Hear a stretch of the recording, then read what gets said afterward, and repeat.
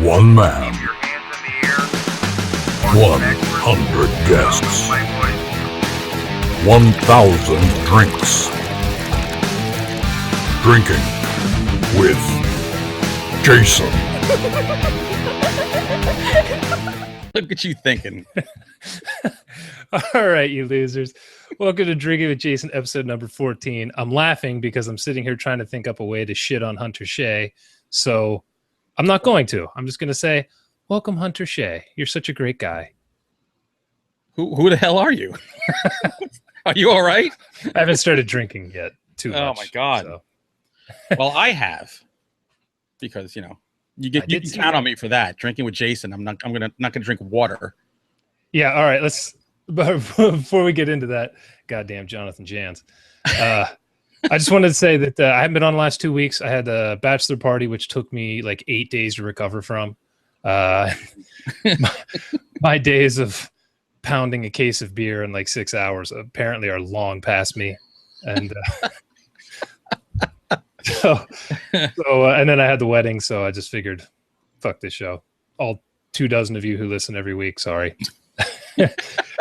And I figured I might as well bring it back with a bang and have the second biggest turd I know on. Yay. The return of Hunter Shea. Thank you for having me on there, sir. I do want to say, you sound incredible. That must be a great microphone you have. It's an awesome microphone. This douchebag I know said I should buy one. And then I saw him using on his stupid show that he does where he interviews authors and has no fucking clue what he's talking about. And I bought it. And now I sound better. Yeah, it's funny. You're like making fun of me there, but it's so true. I'm interviewing these people and I have done no research on their books. I can tell. Or anything. So like I'm talking to them about it. I'm trying to look it up on their Amazon page really quick. I haven't read anything. You read books? Oh, all right. That's all right. We're good. Yeah, I'm always like, so you have 4 books? And they're like, no, 13. Oh, shit. Who are you? I gotta open up my beer here. All right. What are we the greatest bottle opener? Say, it's a metal Army Man bottle opener. Oh, nice. Where'd you get that? Them. My wife. That's why I keep her. I have a the fuck is it? Oh, it's just some shitty Guinness thing I got for free. I try to keep bottle openers in every room of the house just in case there's an emergency where I have to crack a beer. So. I've got 3 on my keychain. That's a sign. You have a backup for your backup. Yep. Holy shit, man. This should be Drinking with Hunter Shea. By the way, we're drinking Modelo tonight. Not tap water, not sparkling water. I swear to God. I never had Modelo before. When you said it, I was like, I don't think I've heard of that. But as soon as I saw the sweet bottle, it's cool, right? Yeah. It's refreshing. It's better than Rolling Rock. It is better than Rolling Rock. This is a good summer beer, I will say. Exactly. Like all Mexican beers. So. Yeah, after watching your last few shows, I assume either the writers that you know are absolute pussies or they're all in AA since they, I don't drink anymore. Yeah, I didn't know. I'd never talked to any of them. Like Bobby Adair, I'd never talked to him. He and I are kind of in the same circles. But when he said he didn't drink, I'm like, what? And then that's impossible. Who was that? Then Jonathan Jans didn't drink. And I expected that because I'd seen him on your show. Right. Which is funny because he writes super fucked up stuff. I don't drink or cuss. But I eviscerate every character in my books. Exactly. I just read The Nightmare Girl by him, and the ending is like really super graphic. I just keep thinking about this sweet guy I talked to for like an hour one night. I'm like, is this really him? I'll be with him at Scares I Care in July, and I'm going to hope I can like get to his dark side there somehow, some way. I don't know how. I'll roofie the guy if I have to. You might have to. Yeah. And then I had Tank Abbott on the last 2 weeks ago or something, and he didn't drink either. Armand Rosamilia looks exactly like Tank Abbott. Yeah, he does. And when he said he didn't drink, I'm like, you look like the bouncer for a death metal show or something. Right? What? You don't He drink? and I are actually we're doing something together at Scares I Care. We're doing some kind of talk or panel or something. Oh, really? Yeah, on a Sunday, like when, you just want to hit the road. So we'll be talking to our wives. Give him a gold middle finger for me. I will, absolutely. Yeah, he's a cool dude. I think you'll like him. Yeah, I've been following for years, so prolific as fuck. It's ridiculous. I didn't understand that.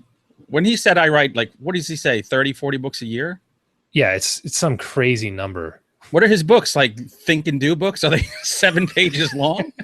It's just a stream of consciousness. Well, he said he drinks like pots of coffee a day, so I don't know. Maybe he's just like pounding the keyboard with his fists. Philip K. Dick, the sci-fi writer, he was into speed, and he would write whole books in like 3 days. Holy which shit. I thought was pretty remarkable. But if you're doing like 30 books a year, I can't fathom it. I don't think he's doing novels. I think he's only done a couple novels. I think they're mostly like novellas. So, but still, that's insane. Maybe he shares James Patterson's slaves in the basement, just tapping away, writing all his latest books. Hey, slam it all you want. If I get like $1 million, slaves in the basement. Done. Can I be one? Sure. Awesome. I'll probably pay better than he does. I don't know what he pays, but just pay me in beer and room and board. That's all I need. All right. Now that we have completely not talked about anything except shit on everyone from James Patterson to Jonathan Jantz. You pussy drinking slave drivers. I wanted to have Hunter on so we could talk about your upcoming books, which I thought it was just book, but you're prolific as hell too, which is incredible since you got another job. Yeah. And 2 teenage girls. Yeah. And 2 cats. 2 cats. Yeah. We got a black cat now. And a podcast, which before we get into your books, your last episode, fuck you guys. 10 seconds in and I'm getting shit on. Well, come on. You shit on me on a few episodes of your thing. So I said, you know what? Never. Turnabout is fair play. That has never happened. You've never been mentioned. Whatever. Yeah, we got to actually get together and film an episode like side by side. We haven't done it in months, really. Yeah, I'd noticed that. You've been doing like a lot of interviews and shit. Yeah, my house has been insane. It's just we've never had a moment where we could actually get together. But hopefully this Saturday we can do it. Yeah, you were saying you had like a burst pipe or something? Yeah, we had a pipe that's underneath our bathroom. We're a 2-family house. We're on the top part. Something it burst so big you could like put like 3 fingers through the hole. Oh, in it, and that's not the first time I've heard that. Shocker! So, yeah, we were evicted for like 4 days, where we couldn't run any water, and they had to like put some patching and see if that holds. So it's held, but I swear to God, we're like 1 toilet flush away from utter disaster. They patched it. They didn't replace the section of pipe. If they did, they would have had to tear our bathroom completely apart, and the downstairs apartment, like half of it, would have to come apart. It's a major pipe. So, and this is sewage line. It seems to be a little bit of everything. Yeah, it's like this house was devised by some mad scientist. So it's like the kitchen and the sink and the bathroom and the bathtub and the toilet all converge into one pipe, which I think is illegal. Or whatever. Awesome. Yeah, it's great. That's what you need to do when you've got a book release coming up, is not be allowed in your house for 4 days. Yeah. I had no access to any. I'm at my mother's house. The Wi-Fi isn't working, and I'm like, forget it. Whatever. God damn. Okay, well, I will drink to that because my house sucks too, so I understand. My basement's been flooding for like a month, which is great because it's finished. So, oh God, that sucks. I've been very, very happy going down with my shop vac every time it rains and sucking up the water. What does your life come to? Sometimes I look back and I'm like, why did I quit my job again? Yeah, right. Well, yeah, you could be at work not doing that, hoping your wife gets to it first. I could have money to get it fixed. Wouldn't that be incredible? That's true. So, you just released Island of the Forbidden, is that right? Yeah, that came out January. January, okay. And that is the 3rd book in the series with Jessica? Yes. Jessica. Oh, look at this. Look at the recall on you. I read the first 2 books. That's why I remember that. You read Forest of Shadows too? Yes. Force of Shadows and Sinister Entity. Was that the second? Wow. That's all. Yeah, that's it. Boom! Oh, You are man. now the second person I've had on whose books I have read. Score. And I've read your book, so this is mutual. Yeah, it's let's not hug it out here. Okay, so this is the third book with that character, and now she's like an adult. How old is she in Island? Yeah, of the she's Forbidden? 22 in Island of the Forbidden. And she was like 18. She was 19 in Sinister Entity. Okay. And I wanted to make her 1 year older than what you'd find in a barely legal video on YouPorn. Literally, that was my thought process. I kept waiting for you to do something with her and the other guy, but you didn't go there. I was See, I went surprised. counter to my soul. It hurts you not to have a sex scene in there, huh? You know, it's funny though. Somebody for Force of Shadows, there was a review on Amazon. Too much sex. I'm like, too much sex. Force of In the Shadows. in the first chapter, the guy wants to get it on with his wife and doesn't, and she dies. So that's the sex. What? Yeah, it was so funny, man. I swear, in every episode of this, hilarious, stupid ass reviews get brought up. They're like, what? Well, I just got one from Montauk Monster. Somebody gave it a really low rating, said, I don't like stories of people being eaten. Wow. Thank God you bought a book called The Montauk Monster. Yeah, with the thing with like, you know, a mouth with teeth and everything. Yeah. Never would have thought that would happen. Oh, man. That's the best. I love reviews, good and bad. Do you? Oh, yeah. I know I've heard you say that, you know, you don't read your reviews anymore and sometimes they devastate you, but I swear to God, none of them bother me. Well, good for I'm you, happy, man. I'm happy when they're good and I'm happy when they're bad. At least it means somebody read the book. I like the funny bad ones. It's just the occasional ones where they get my writing and they just think it fucking sucks, and they can point to all the places where I'm not as proficient as a writer, and I'm like, oh, dude, just like punched me in the soul. I could see where that would get you. Absolutely. But I don't know. I think I've just grown such a thick skin. I'm like, whatever. I went to Catholic boys school, so bring it on. Can't be any worse. Yeah, it's not like I don't know. I wrote a book with an author, and she, man, when she gets a bad review, she can't write for like a week. I'm not that bad. I'm just like, man, fuck, I suck. You know, it's funny. I laugh at them, and I show my wife, who goes, "That asshole! You should write to him. Find out who he is." I'm like, oh my God, no. That always ends well. Yeah, that can only be good for me. Right? Yeah, stalking somebody that'll get you some readers. You bastard. So, are you doing any more with this character, or is this it? That is not it.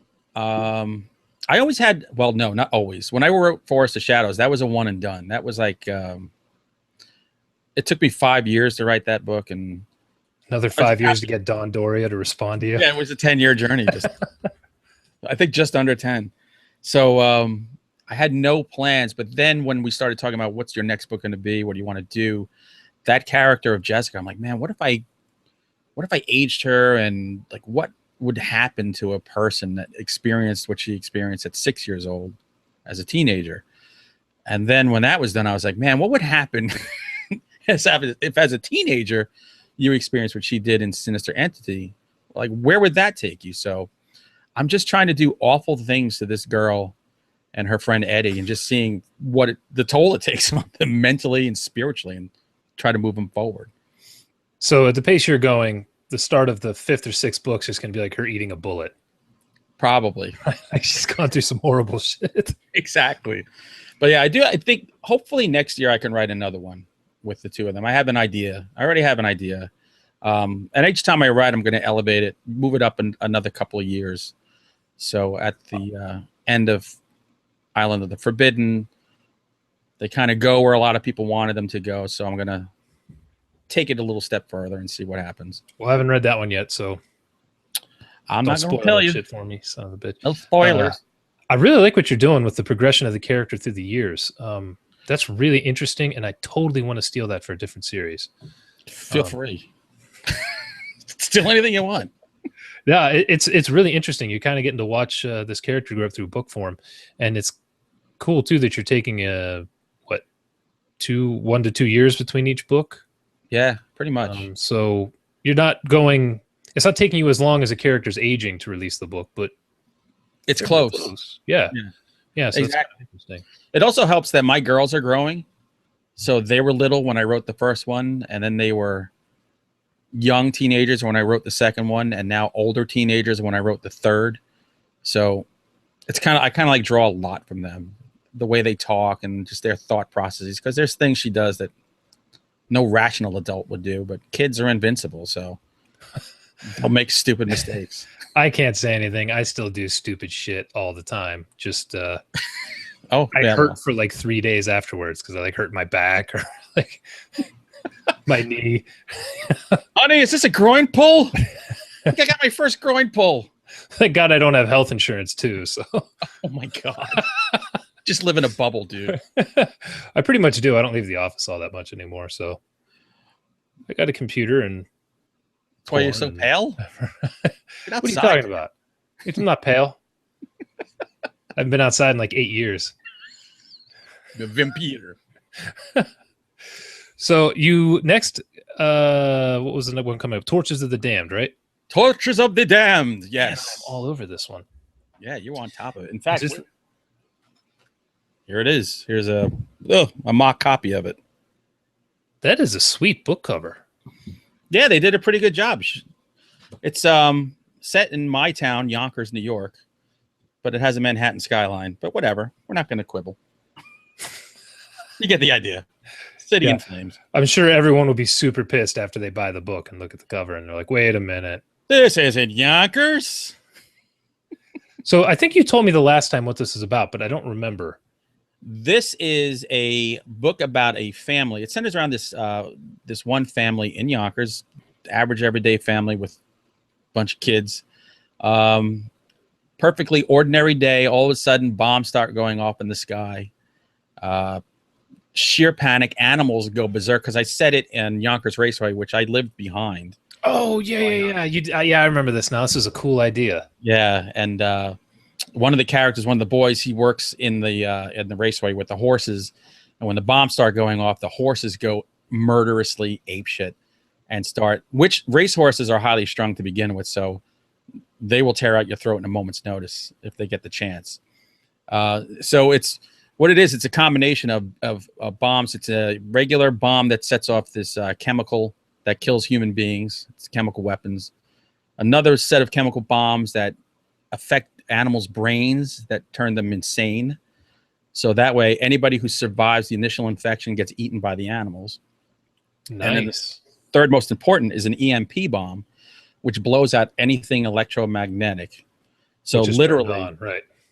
There's nothing left, and there's no communication. Which that's the key of the book is this family. In the initial outburst, they're saved by the neighbors who put them in a bomb shelter. But when they get out, there's no answers because there's no communication, and there's really hardly anyone left alive to give you any answers, even if they had it.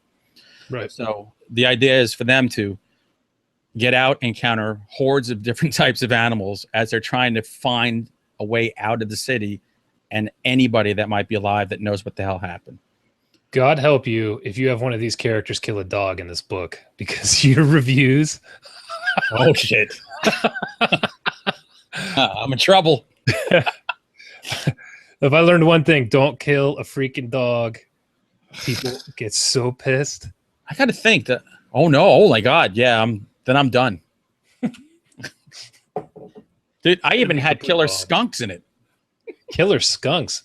Nice. That's a nice rabid touch. killer skunks. Why not? But Man, that was the idea because we wanted to do something that was Roger Corman-esque. This particular editor at Pinnacle, he and I connected because we love these old Corman cheesy monster movies. So I could do a post-apocalyptic book that does all this stuff, the bombs and terrorism and all this, but we had to throw in wild animals for the fun of it, which to me made it a blast to write. Yeah, it sounds like a thriller idea that you threw some sweet horror in there. Exactly. And I wrote it, believe it, we talked about Patterson. I wrote it like a Patterson book, so it was chapters of anywhere from 1 to 3 pages, 4 at the max. So the thing, it just moves. Like originally it was called Run Like Hell. Oh yeah, and then they changed it to Torches of the Damned. Yes. because they wanted to make me say it like Bela Lugosi every time I do it. I was going to say, was there a reason for Torches of the Damned? Well, look, they know more than I do. They said, have a real punchy title because these books sell like crazy in the Midwest. So if it sounds biblical, I guess that'll get them going. I don't know. Nice. Whatever they want. I'd call it anything. Did you like writing it with the short chapters? It was a challenge because you got to pack a lot in a little chapter. Mm-hmm.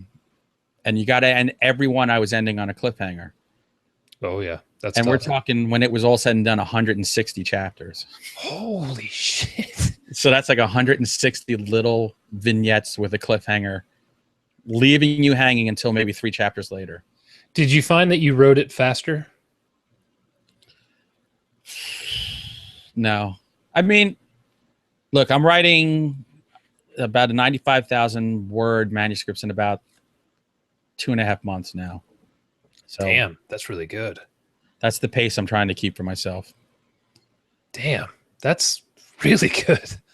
Yeah, it's all about word count, man. I just look, I'm like, all right. I look at the month and I'll be like, all right, if I just do like 1,500 words for the next 5 days, I'll be where I need to be. And then, weekends I can crush 5,000-10,000 words or whatever.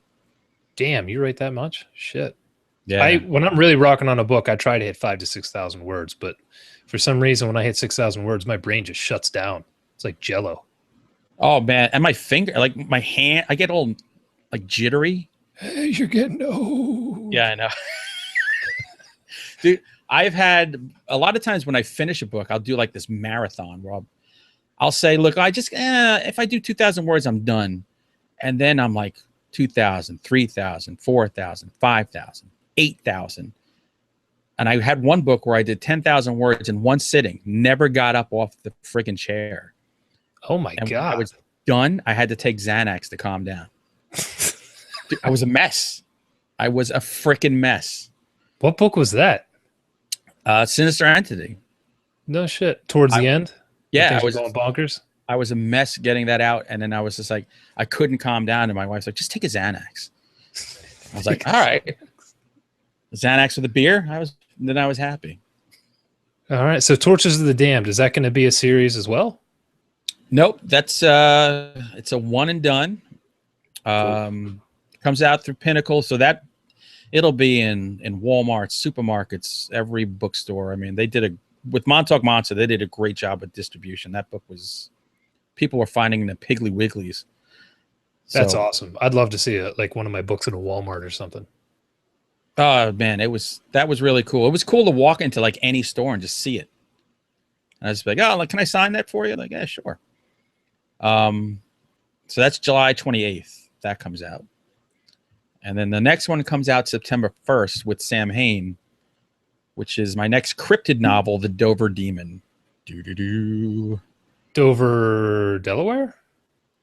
Dover, Massachusetts, which is a affluent little town. Oh, so you're going to kill a bunch of rich people. That Dover Demon's a really weird book because it's a mix of horror and sci-fi.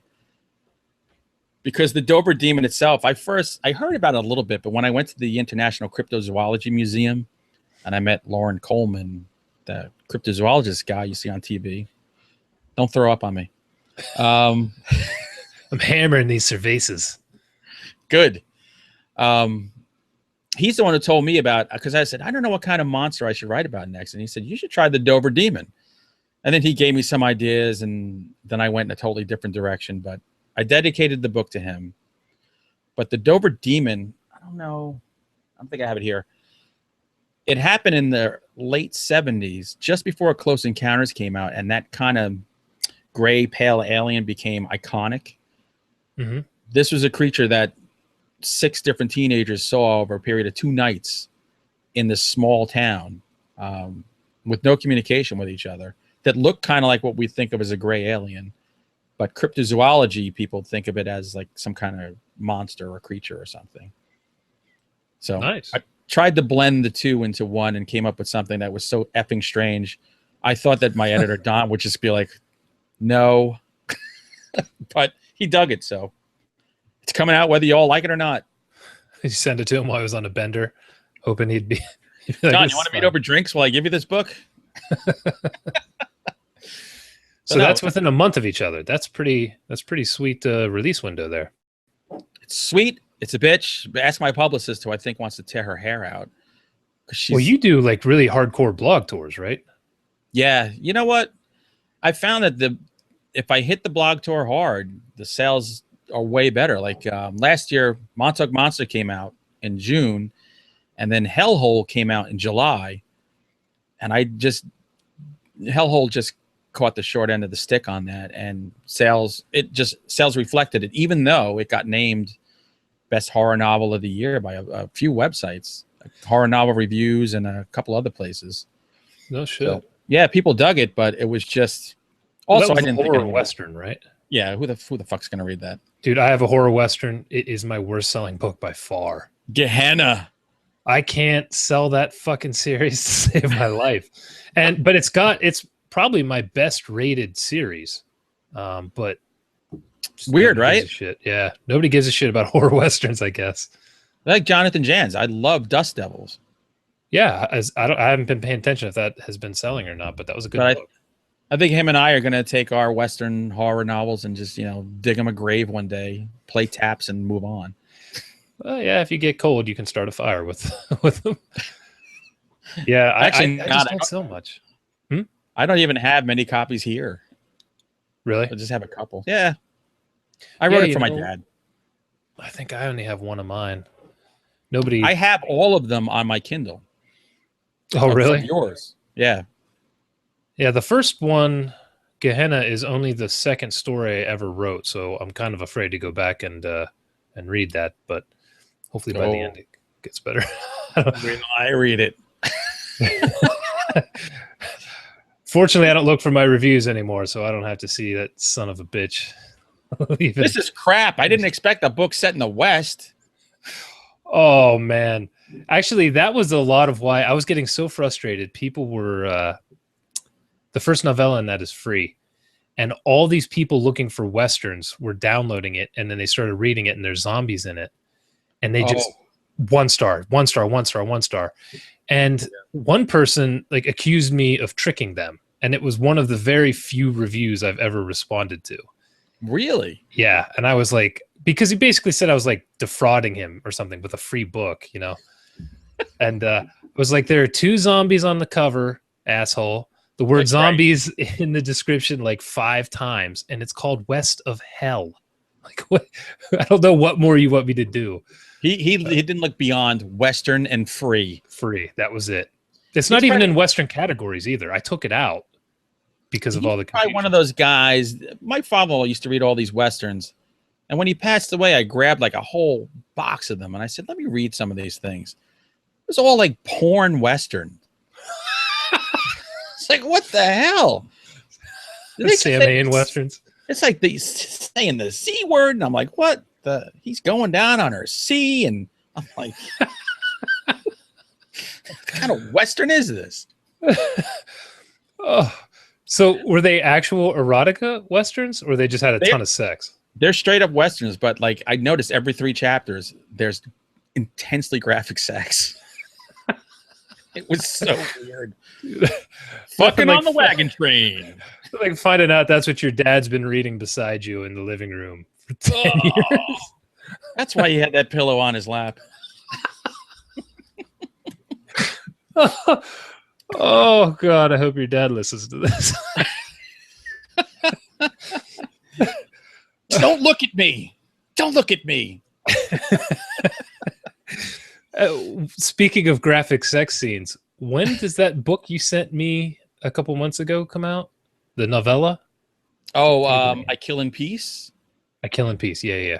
That comes out, I think January or February next year. In fact, my agent said she was talking to some producer out in Hollywood who was looking for horror that didn't require a lot of CGI and monsters. So she literally just sent it to them yesterday. Nice. So we'll see. Whatever.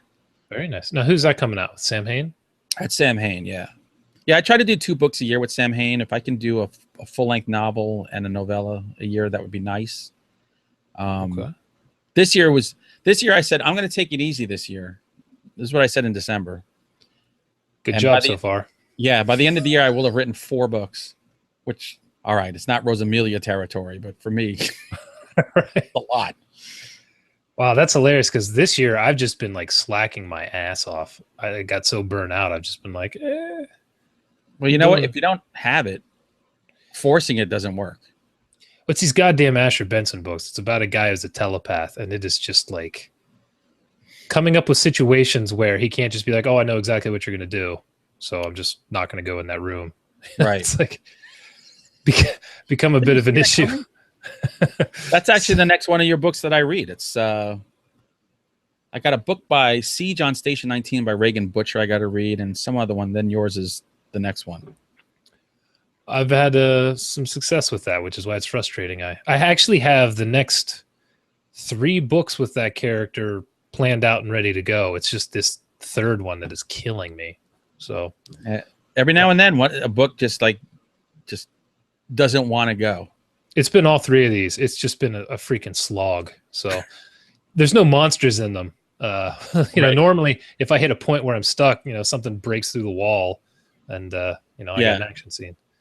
But it's been I'm going to tackle that. I'm doing. I just signed a deal with Severed Press, so next for the summer, I'm going to write a sea monster book for them called They Rise. But then in the fall, I'm going to do one for Sam Hain, a full-length novel, which is going to have. I don't think it's going to have any monsters, but because I heard about this religious cult in New Mexico or Arizona. It's a Catholic cult, but they're not sanctioned by the Pope or anything, and so I want to do kind of something around them. A Catholic cult? Yeah. They crucify themselves, and they do all kinds of crazy stuff, and they have rituals that they won't tell the rest of the world about. And everyone's to say, dude, if you want to stay in the desert, go stay by yourself. We don't care. Go nail yourselves to anything. Crucify themselves, huh? Yeah, really weird stuff. I'm fascinated by religion. I've always gone by the philosophy that you know you're in a cult when the guy who started it starts banging everybody's wife. Hell yeah. Happens every single time. God, I got to start a cult. Seriously. Prima Nocte. That's how you know when shit's going south, when he's like somehow made it okay that he's banging everyone. Yeah. Well, I always said if I got a shitload of money, I would create a compound in Maine, and it would be manned by dogs that have dynamite on their backs that can go off at a moment's notice. And then, you know. What? Yep. I have little cameras on their heads, and if I see somebody sniffing around the shouldn't be, I'll just, set the dynamite off. And oh, I gotcha. And we'll fish. We'll go fishing with dynamite in the lake, and we'll play music and write and drink all day. This is all I need. So I'm expecting an invite then. Yes, but I miss the exploding dogs. I don't think my wife would be so pleased with that. Maybe I'll do cats. Nobody cares about cats. She would love that, probably. So there we go. Yeah, everyone. I'm a cat guy. Everyone hates cats. I'm so used to that. What the shit? There was another book. Oh, the Montauk Monster. I just saw is on sale, right? Yeah. They put it on sale for $1.99 on Kindle. Oh, check this out. They told me they were doing an audio version of it, so I was like, okay, badass. That's fantastic. I've had hit or miss with audio. I've had one that was really good and one that was scared the hell out of me. It was so bad. Like the production was bad or the sales? The production. This particular one, what they do is they call it a movie of the mind. So it's not a straight reading. They read it, but it's acted. So there's different actors doing different characters, and there's music and there's sound effects. So it's like an audio drama. It's freaking awesome. I heard 6 minutes of it this past weekend, and I was just blown away. I cannot wait till that comes out. So that should come out soon because they're going to be giving me some promo stuff for Scares That Care in July. So hopefully over the summer. That's fantastic. I'll have to get that. I love audiobooks, dude. I just absolutely love them. Me too. But to me, sometimes the narrator kills it. Oh yeah, for sure. I like the fact that it's acted out, and I'm like going, holy crap, that's better music than the movies that I just watched. Yeah. So They say half of directing like a movie is casting, or 90% Right. or something like that. It's like 100% with an audiobook. oh my God, yeah. I remember I used to listen to some guy. He did all of Hemingway's books, and his voice was just awesome. I would listen to this guy read like toothpaste labels. Right. Exactly. Yeah, Exactly. over and over. I can't remember his name now. Must be because of these. Damn, man, you're starting to outpace it. Well, I had a case on my table this morning, so you just had a case of beer on the table? I always just have a case of beer on the table.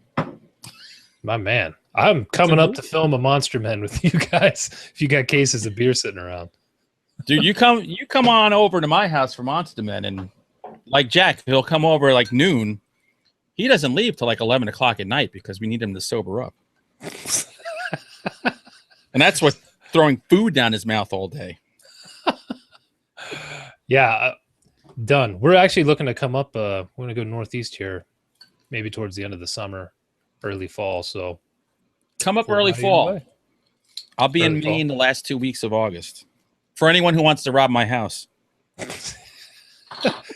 Just don't use the toilet. It might explode. Feed the damn cats while you're here. So the Montauk Monster is on sale right now for $2. Do you know how long that's going to last? Which it was normally like $5 on ebook. Nice. So okay. It's $2 now everywhere. I didn't even know. That Somebody pointed it out to me. You didn't even know? What the? Nobody tells me anything. I'll put a link to that in the show notes. I absolutely love the cover, and you got a Jonathan Mayberry blurb on there. Yeah.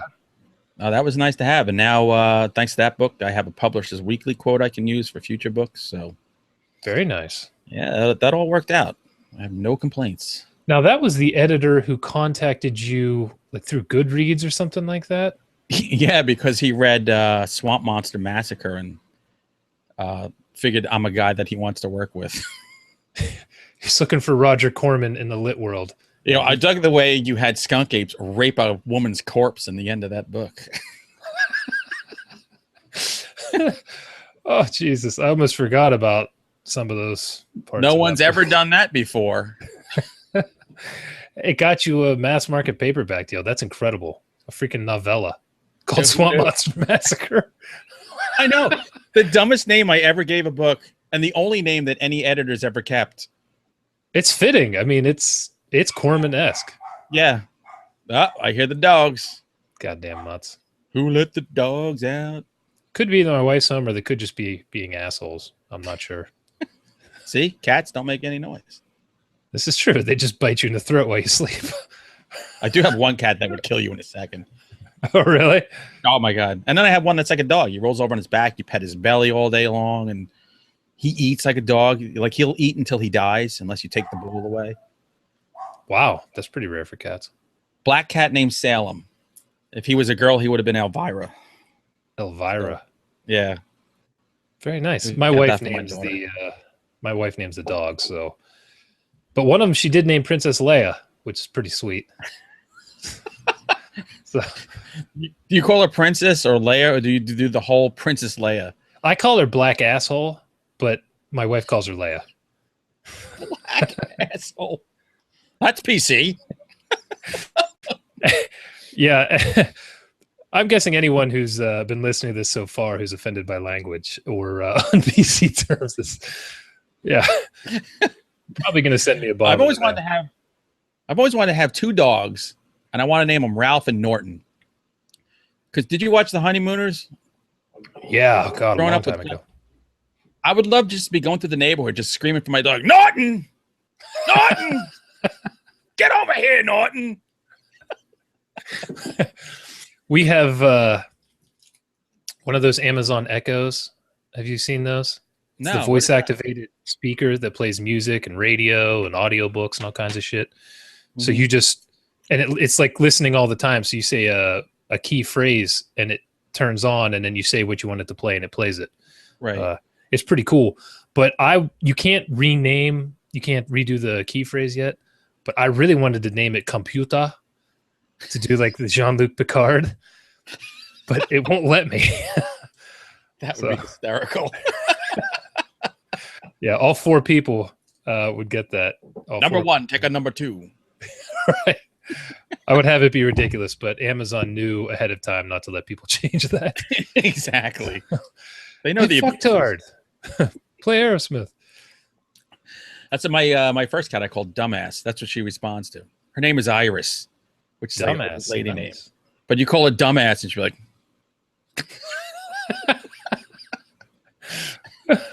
proving she's a dumbass. So have we gone through all of your book shit? There was a ton. That's why I wanted to have you on. You kept announcing more and more shit. I was like, my God. Yeah, this year we've got Torches of the Damned and the Dover Demon coming out. Next year we're going to have I Kill in Peace, another cryptid novel that I can't say yet because I'm done writing it, but we haven't finished the contract. So, holy shit, man! You've got so many books coming out. Another Sam Hain book. Next year I might have 4 books coming out, and I swear to God, next year I'm gonna throttle it back until someone asks me to write something. I'm like, okay. So you've got Pinnacle, Severed Press, Sam Hain, another unnamed publisher. Is that it? And Random House. And Random House. Yeah. That's who I was saying was the unnamed publisher. Oh. I wasn't sure if you wanted to bring that up or not. Yeah, whatever. Yeah, another book there. Another cerveza. It is awesome just to be able to do this. This is like, I dreamed about this. So it's hard for me to say no. Sure. So if anybody comes to me and wants me to write something, especially now that it's like, oh, we need somebody to write a goofy monster book. Oh yeah, Hunter Shea's the guy for that, and I'm cool to be known as that guy. That's right in your wheelhouse, right? Like even if I never have a bestseller, I could care less. If I die as the monster guy, that's awesome. Was it on the podcast? One of you had said you have like a folder of monsters or something like that. I got dude. I have bookshelves of monsters and I meant like research. I had to burp, so I was like trying to abbreviate that sentence as best I could. This is very effervescent beer. Yeah, so you had like a ton of research or something like that you've done? Oh yeah, I have a library of books on different types of legends and monsters and folklore and stuff like that. So yeah, and over here is my file cabinet that's full of stuff. I like the Stevie Wonder. Where the women at? So you just been filing away all this shit for decades, and now you make money. Yeah. Yeah. And the cool thing is this cryptid book that I just finished writing, my sister, she is my first editor for anything. And like she's going in her notes, she's like, now I know this is true with the legend, but I saw no reference to this. Like she spent like time researching shit I'd make up. So I put real and made up shit throughout anything that I do. So she was going berserk trying to guess what was real and what wasn't, and trying to point out to me, I don't think this happened in 1832. Like, of course it did. Made it up. Made that shit up. Yeah, but if you throw it with the real stuff, then it feels and sounds more real. Absolutely. No, I do the same thing. If you're gonna, particularly if I'm doing something really fantastical, I try to make everything else very grounded in reality. That way, it makes that fantastical thing feel more plausible. If everything else is real, and then when it happens, it really pops. Exactly. Exactly. All right. Well, now that we are through plugging all your bullshit, Thank you. By the way, we need to figure out the terms for what you're going to owe me for the 3 or 4 books we just sold. Oh, by the way, if people want signed bookmarks, which I'm giving away, all you have to do is send a self-addressed stamped envelope. I just like to be able to say that. To Hunter Shea, P.O. Box 232, Yonkers, New York, 10701. Was that for real? Seriously, it is for real. You're like an 80s television show, like Unsolved Mysteries. I'm giving away knives. I got hunter knives, steak knives, Bowie knives. Said this self-addressed stamped envelope. Is that awesome? Dude, I haven't heard that in so long. That's exactly. Incredible. I've been promoting that like crazy the last few days just so I can keep writing self-addressed stamped envelope. Oh, that's a good idea though with bookmarks. You got that I on your ordered- website too? It's on my blog right now, huntershea.com. You can see what they look like, and I ordered a shit ton of them. Oh yeah, those are sweet. Yeah, my Jerry Mulcahy, who is Jack's friend and now my friend, he did the graphics for Monster Men, and he's done my banners and now my bookmarks. So he's awesome. Jerry's the balls. That's fantastic. Is he a does he do this for a living? Yeah, Graphic design? Oh, okay. Yep. Yeah, you can tell. He's good. I pay him in Skittles. Skittles. Actually, not even that. You pay him attaboys. I tried to. I said, "What can I give you?" And he was like, "You know, he's just happy to be part of the crowd and having fun at this." I love the Monster Men logo he made for you. That's sweet. It's funny. You ask him to do one thing, and he gives you like 20 things, and then you choose. And he's like, "Yeah, you can keep them all, but then you choose what you like." Well, since I am an unabashed Monster Men fan, probably one of two. What do you got? We have subscribers. Six. Yeah, there you go. 6 is better. Sorry. I was just trying to shit on you, bring you down a notch. That's good. Why not? What do you guys have on the docket? Anything interesting? Well, finally, we want to get together and film some episodes side by side because we haven't been together. We're going to do a show about science gone wrong in movies. So movies like The Fly and Reanimator and From Beyond, stuff like that. Very nice. I don't know what else we have. Literally, the day before Jack comes over, he'll send me some ideas, and we'll do like 7 minutes of research on however many shows we're going to do. Just start filming. I can relate. Yeah, just drink and film. Spout stuff off like you know it's true, and then Jack can put the disclaimers in post later. Wrong actor, wrong movie, wrong year. But I'm impressed because we're pretty on target most of the time.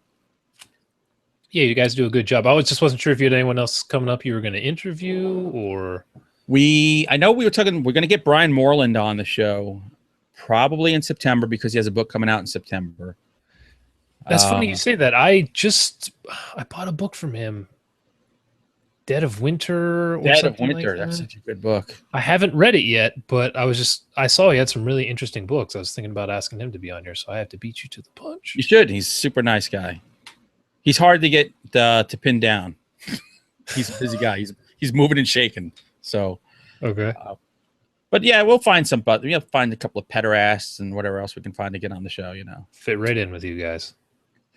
We actually did. We had this guy Daniel Romanos, who is he's like a debunker and he's a ghost hunter. He's head of a Dracula society. But then the guy from Baltimore. Yeah, and then we were reading stuff how he's accused of sleeping with young girls. Oh, Jesus Christ! So Jack goes. He says, "What do we do?" I'm like, it's fine. We can say we had a pedophile on the show, which I'm not saying he is. That's what we heard. But we didn't care because he was a very nice guy to us. Go Baltimore. Yeah, Baltimore's a great city. Dude, I live 15 minutes from the tunnel in Baltimore. Jack and I were on a business trip once, and Baltimore is a city where you drive, you park your car, and you go, all right, we got to go to this address. And you park your car and you're safe. You feel good. And then you walk 2 blocks and you go, holy fuck, we're going to die. It is the craziest thing ever.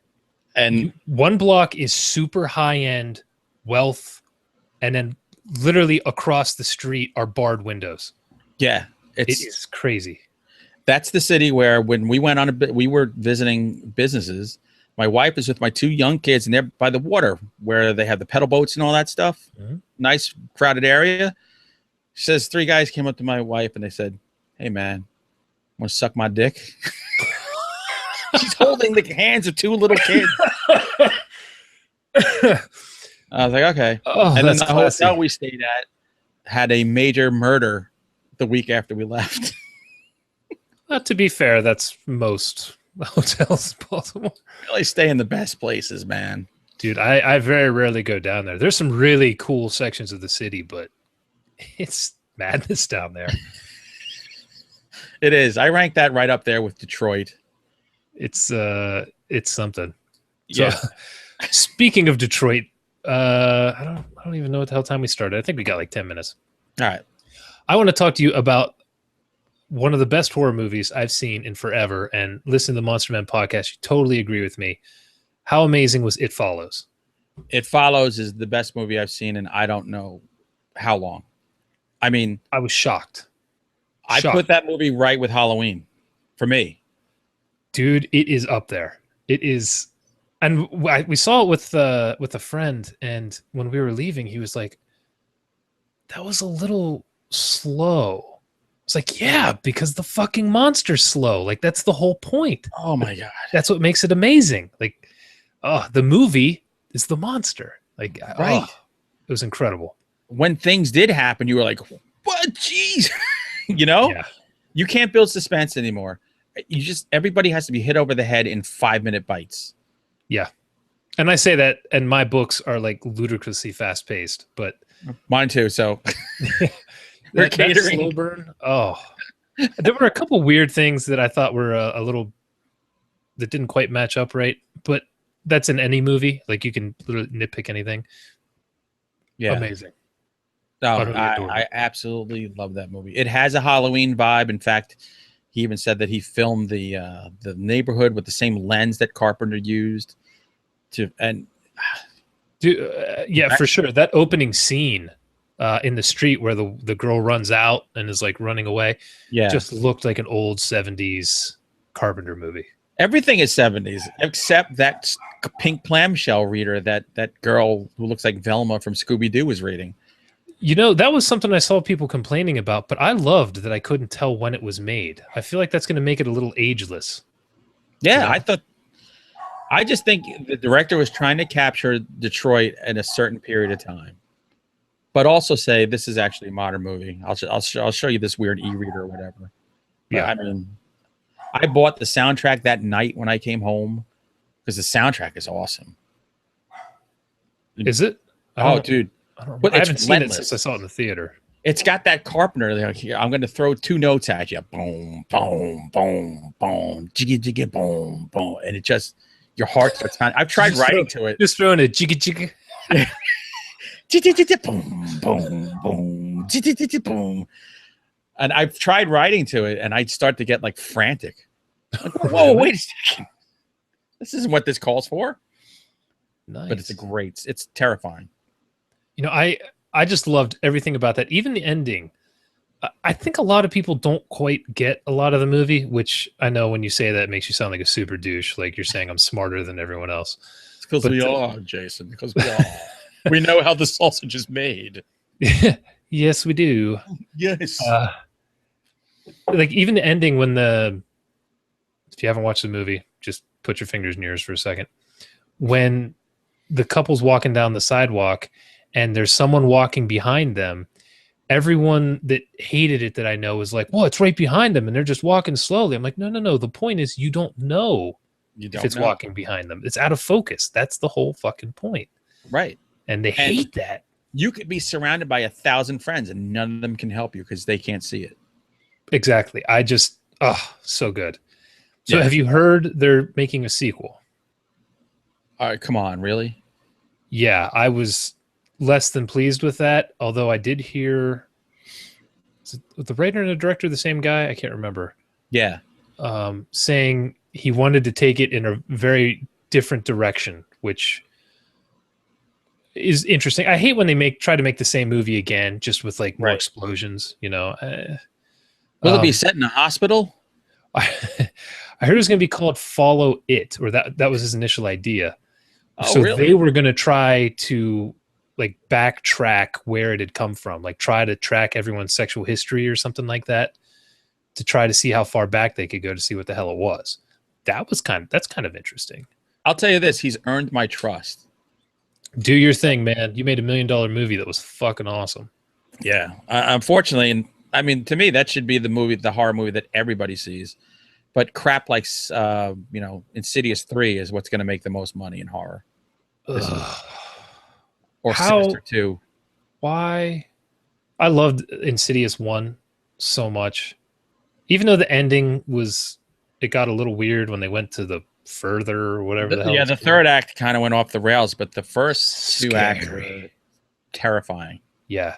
And even like God, what's the movie that Sinister? Sinister, I love. Loved Sinister. And then now Sinister 2 is coming out. What? No. Well, it left itself open. That's the only movie I watched where my wife were watching, and my wife is a hardcore horror fan. Looked at me and she says, "Can you pause this?" And I paused. I'm like, "Oh, you got to go to the bathroom." She goes, "No, I need a break." Like she tapped out. Was it during the videos with the families? No, it was when he was walking through the house. You saw the kids just going back and forth around him, and he can't see them. She was just like, "I need a break." So we took a 20-minute break so she could gather herself. That's fantastic. Yeah, man, that was serious stuff. And the other one I wanted to bring up that I think you and I had been talking about on Twitter a little bit, it just shocked me, was Maggie with Arnold. Oh my God. I thought that would be a turd. Shockingly good, right? Oh my God. First of all, everyone says his best acting performance because he never spoke less. Whatever. But thankfully, Father Time aging his face has made him look like a guy in permanent mourning, which was perfect for it. But we were watching that and we kept laughing because they were trying to make him like a regular dude, but he's so freaking humongous. Like he's sitting at the table and you can tell he's sitting on a chair that's like 4 inches off the ground. And like he's eating and the knuckles on his fingers are like sausages, you know. He's just huge. I was born in Missouri. Right. I'm just a farmer. Yeah. They have him in like these huge flannel shirts trying to hide like his musculature. It's like, which he's 70 years old. When is he ever going to wither? I think he's just a genetic freak who's probably roided out of his skull. That was the saddest movie I've seen all year.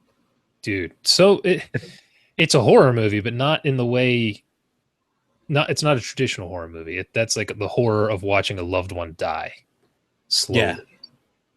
No, that was, and you know, we have 2 teenage girls who are the same age as her, and I'm like, oh Jesus! Like when the cops came to take her away, I just looked at my wife and said, "They'd have to fucking kill me." Damn! I said, first of all, I would be packing. I would blow their brains out first. The moment they set foot on my farm, I would shoot those 2 cops. I wouldn't even be as nice as him. Wow. See, I thought I'd be brutal in a zombie apocalypse. Somebody comes on your property, you're shooting. Nice. Dude, I already told my girls, I said, you want to date an asshole who's going to treat you wrong? I said, prison to me is the best break ever. 3 hots in a cot and all the sex I can ever want. I could care less. I will take these guys down. You can write all you want. Dude, I'll have all the time I want to do what I want to do. And every now and then, a little anal. Fine. I don't care. 3 sex and hots in the free sex. I don't understand. Like O.J. Simpson kills Nicole Brown. How doesn't the father kill O.J. Simpson? Just let's all take care of our own business. Oh my God. You need to like put that on the back of one of your books. Just like a blurb from someone. All I want is 3 hots and a cot and all the sex I can ever need. And a little anal every now and then. Oh, Jesus. Okay. I don't think that can be topped. We're done. End of podcast. Everything I do ends with anal. What the hell? Oh, my God. Dude, I'm going to have a headache. Dude, let this be a warning. Any scumbag that wants to date my daughters, you better watch this podcast and believe it's true. I'm not Jonathan Jans. I'm not going to not cuss you and shake your hand. I'm going to kill you. Not cuss you and shake your hand. Well, I'm my wife did that to my daughter, but oh, dude, that would so be him. Yeah, he was. Jonathan. I had trouble nailing him down because he's a busy dude too, and we got done at like 10 at night. He's like, "Yeah, I got to go like work on my house because the contractors come and he would like help him out or something. It's like, Oh my God. Christ, man, you're crazy. I see contractors. I'm like, yeah. Yeah, exactly. Can I get you guys a beer? Nope, just kidding. Can't have one of my beers. You suckers. Wow. Okay, I'm not that big an asshole. I'm kidding, people. And end up Truly getting isn't that big emails. an asshole. Yeah, but I usually do it off camera. All right, that's it. Now that my dogs went nuclear, we just missed getting off here before my wife came home by like 30 seconds. All right, we're all right. Yeah, it works. All right, Hunter Shea, I will put the Montauk Monster link in the show notes. Go grab that for $2. That's a killer deal. And watch for all the shit coming out. I'll share it on my page and everything, so just keep watching. A lot coming out, man. You're a busy, busy dude. I try. Come to huntershea.com. Enjoy the madness. HunterShea.com, your Twitter, Facebook, anything else you want to plug? That's enough. Yeah, fuck it. Self-addressed stamped envelope. Hunter Shea, P.O. Box 232, Yonkers, New York, 10701. Sign bookmarks, and maybe I'll give you a lock of my hair. You know what you need is like that purple background with the bars across it that Unsolved Mysteries had, and it would like pop up there. Oh, that's going to be on the Monster Man podcast. You know what? I might try. Nobody watches this on YouTube. Everybody listens, but I'm going to totally try to find that and see if I can pop it in right there. That would be freaking awesome. It would be so money. All right, Hunter. Appreciate you coming on, man. It's been a blast to do it. Thank you, sir.